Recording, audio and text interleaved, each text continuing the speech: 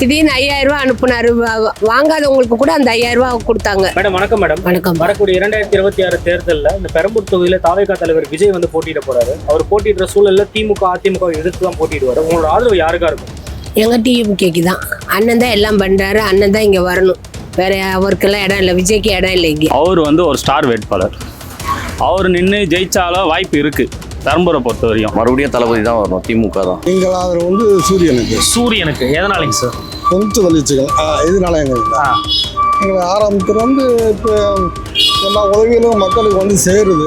எங்களுக்கு திமுக மட்டும்தான். நாங்களும் பூர்வீகமாக எங்கள் அப்பாவுக்கு அடுத்து எங்கள் தாத்தா அப்படி தான் நாங்கள் வந்துட்டுருக்கோம். அவர் இங்கே பெரம்பூரில் இப்போ புதுசாக வந்து நிற்கிறேன்னு சொல்கிறாரு. இதுக்கு முன்னாடி நாங்கள் அவரை பார்த்ததும் கிடையாது, கேட்டதும் கிடையாது. இப்போ எந்த உரிமையில் வந்து அவர் நிற்கிறாரு, என்ன பண்ணியிருக்காரு, ஃபர்ஸ்ட் அவர் என்ன பண்ணியிருக்காரு வந்து உரிமையாக கேட்கறதுக்கு. இதுக்கு முன்னாடி நான் இத்தனை வருஷம் அனுபவம் இருக்குது சொல்லுவாங்க இல்லையா, சர்வீஸு வயசுன்னு இருக்கு இல்லையா, எதுலையுமே அவருக்கு அனுபவம் இல்லையே. எதை வச்சு அவர் கேட்கணும்னு வராரு சொல்லுங்க? அனுபவம் இருக்கா, வயசு இருக்கா? இல்லையே. எதுவுமே இல்லாம நான் வரணும் உட்காரணும் நினைக்கிறதுல என்ன இருக்கு? ஒண்ணுமே கிடையாது. அவர் வந்து ஒரு ஸ்டார் வேட்பாளர். அவர் நின்று ஜெயிச்சாலும் வாய்ப்பு இருக்கு பெரம்பூரை பொறுத்த வரையும். ஆனா 234 தொகுதியும் தாவேகா வருமான்றது சந்தேகம். டிஎம்கே கண்டிப்பா வராது. டிஎம்கே தான் வரும். சார் வராதுன்னு சொல்றீங்க, எந்த கான்ஃபிடன்ஸ் சொல்றீங்க? எத்தனை பர்சன்டேஜ் ஓட்டு வச்சிருக்காரு? இப்போ இதான் ஃபர்ஸ்ட் டைம் அவர் எலெக்ஷனே கண்டெக்ட் பண்றாரு. எப்படி வருவாரு சார்? 42% இருக்குன்னு அவங்களுடைய கட்சியோட பொறுப்பாளர்களே சொல்லியிருக்காங்க. அவங்க நான் கூட தான் சொல்லுவேன், காங்கிரஸுக்கு வந்து 40% இருக்கு, கம்யூனிஸ்டுக்கு 25% இருக்கு ஒரு தொகுதியிலன்ட்டு. அதை ஏற்றுக்க முடியுமா சொல்லுங்க? பப்ளிக் வந்து ஓட்டு இருக்கு. அவர் ஸ்டார் வேட்பாளர், நின்னா ஜெயிப்பாரு. அவர் மட்டும் தான் ஜெயிப்பாரு. அவர் மட்டும் சட்டமன்றத்துக்கு போய் என்ன பண்ணுவார்? மக்களுக்கு நல்லது பண்றாரா? பெரம்பூர்ல ஜெயிச்சிருவாருன்றீங்க? வாய்ப்பு இருக்கு. இங்க இன்னும் அவருக்கு டஃப்பான கேண்டிடேட் போட்டா தோல்வி உறுதி. இங்க டஃப்னா யாரை சொல்லுவீங்க நீங்க? டிஎம்கேல எவ்வளோ வேட்பாளர் இருக்காங்க. ஏன் உதயநிதியே கூட வந்து நிற்கலாம். பயப்படுறாங்களா சார் விஜய் நிற்கிறதுக்கு? அதெல்லாம் பயப்படவே தேவையில்ல. அவர் வந்து நின்னார்னா அவர் அரசியல் இங்கேயே லாக் பண்ணிட்டு வேற எல்லா இடத்துலயும் 234 தொகுதியில் 33 தொகுதி டிஎம்கே ஜெயிச்சிரும். இளைஞர்கள் சப்போர்ட் அதிகமா இருக்குல்ல இந்த பெரம்பூர் தொகுதியில்? இளைஞர்னா ஒரு ரசிகர் எப்படி அது ஓட் ஆகுமா? விஜய்க்கு இடம் இல்லை இங்க. எதனால அப்படி சொல்றீங்க? எடுத்த உடனே அவர் இப்பதானப்பா வந்திருக்கிறாரு. ஆதி காலத்துல இருந்து டிஎம்கே தானப்பா பண்ணுது. இப்ப மக்களுக்கு 1000 ரூபாய் அனுப்புறாருன்னு அவர் தான்.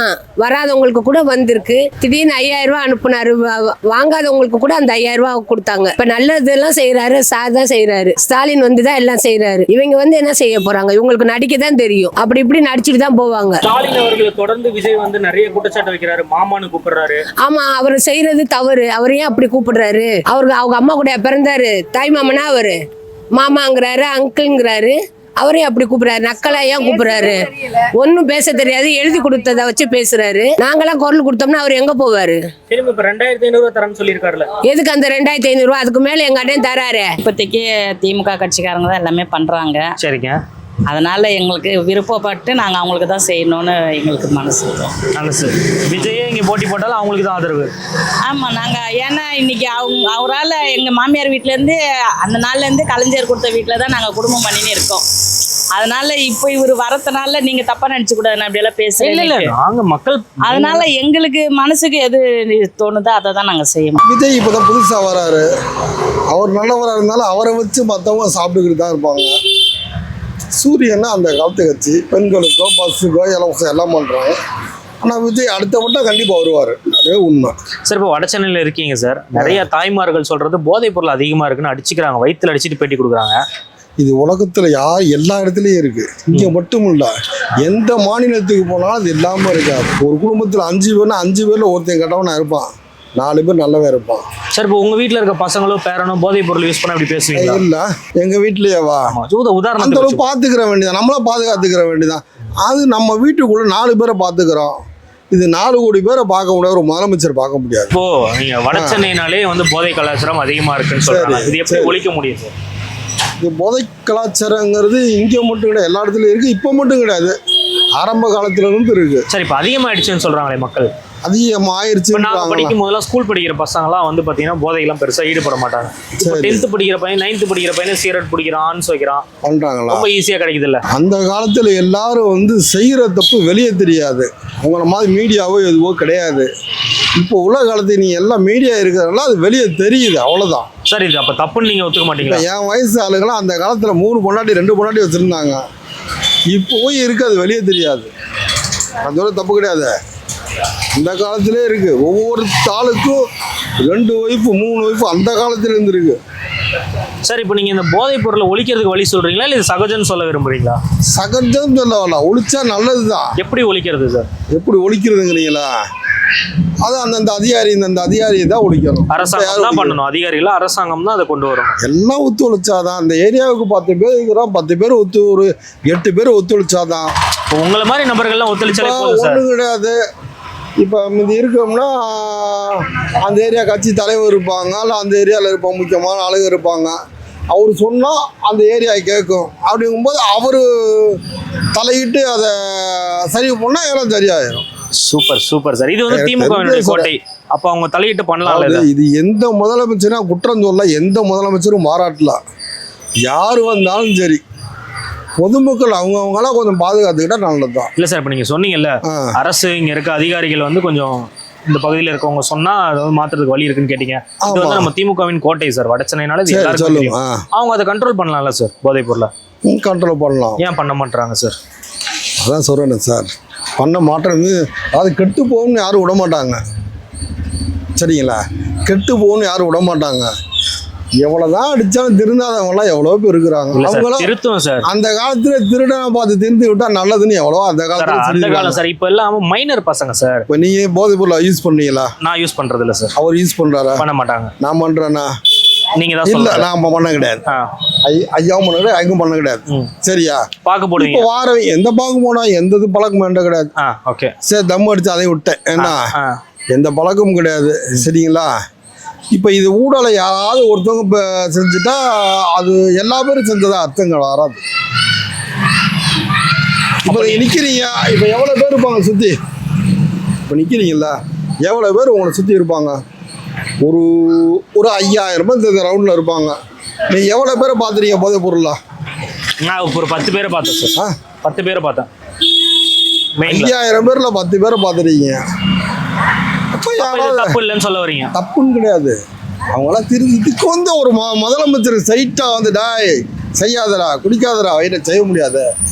இதே நமக்கு தளபதி ஸ்டாலின் வந்தாலும் அது உடனே அவர் வந்து சைட்டா செய்ய முடியாது. சரிங்களா? அவர் வந்து சைட்டா செய்ய முடியாது. அவர் வந்துட்டு உடனே எல்லாம் போயிருமா? இல்லை சார், கொஞ்சம் ஸ்ட்ராங் படுத்தலாம்ல சார். போலீஸ் அதிகாரிகளை கொஞ்சம் நிறையா வந்து இந்த பொருட்கள் எங்கேருந்து வருது அதெல்லாம் தடுக்கலாம். பான்ஸ்லாம் ஆந்திராவிலேருந்து வாங்கிட்டு வந்து சின்ன சின்ன பெட்டி கடைகளில் விற்கிறாங்க. அதெல்லாம் தடுக்கணும்ல சார் ஒரு அரசு. அதில் சட்டமே பிடிக்காது. அந்த பக்கத்து ஏரியாவில் கடை மூடி தான் கிடந்துச்சு. பக்கத்து ஏரியாவில் கடை எல்லா பொருளையும் வாங்கிட்டு கடை மூடி தான் கிடந்துச்சு. இதே பக்கத்தில் உள்ளதான் அதையும் செய்கிறாங்க. அதுக்கு மீறி செய்யலை, என்ன பண்ணுறோம்? சின்ன பசங்களாம் இங்கே வந்து விஜய் தான் ஜெயிப்பாருன்னு சொல்கிறாங்க. அது சும்மா அதுக்கு ஓட்டு எங்கிட்ட செல்ற ஓட்டா வரும், அடாதடி ஓட்டு தான் வாங்குவாங்க. இப்போ உங்க வீட்டில் இருக்கக்கூடிய இளைஞர்கள் விஜய்க்கு நான் ஓட்டு போடுன்னு சொன்னா நீங்க என்ன பண்ணுவீங்க? மாட்டாங்களே. நாங்க எல்லாருமே பூர்வீகமாவே டிஎம்கே தானே. சொல்ல மாட்டாங்களே, சொல்ற வாய்ப்பு இல்லையே. நாங்க எல்லாருமே டிஎம்கே தான். விஜய் வந்து இந்த பெரம்பூர் தொகுதியில வரக்கூடாது. படுதோல்வி அடைவாரா? ஆமா, நாங்க படுதோல்வி தான். வந்தாலே வேஸ்ட் தான். ஓட்டாலாம் ஆகாது சார். இவ்வளவு கான்ஃபிடண்டா சொல்றீங்க? நானும் அஜித் ரசிகர் தான். அவர் நின்னாக நான் ஓட்டு போட்டுருவேனா? போட மாட்டேன். எங்களுக்கு யார் நல்லது செய்கிறாங்களோ அவங்களுக்கு தான் நான் ஓட்டு போடுவேன். சரி, எதுவுமே நல்லது செஞ்சதில்லை. இளைஞர்களுக்கு ரொட்டி பால் திட்டம் நான் என்ன சொல்கிறேன், இப்போதான் விஜய் வராரு, என்ன நல்லது செய்வாருன்றது எங்களுக்கு தெரியல.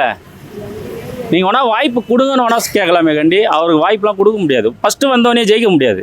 பெண்களுக்காக மகளிருக்காக இவ்வளோ நல்ல நல்ல திட்டங்கள்லாம் அறிவிச்சு அவரே தான் டிஎம்கே சொன்னார், இதை கொடுக்கக்கூடாது அதை கொடுக்கக்கூடாது. நான் இப்போ அவரே ஏன் அறிவிக்கிறாரு? அறிவிச்சாதானே ஓட்டு போடுறீங்க.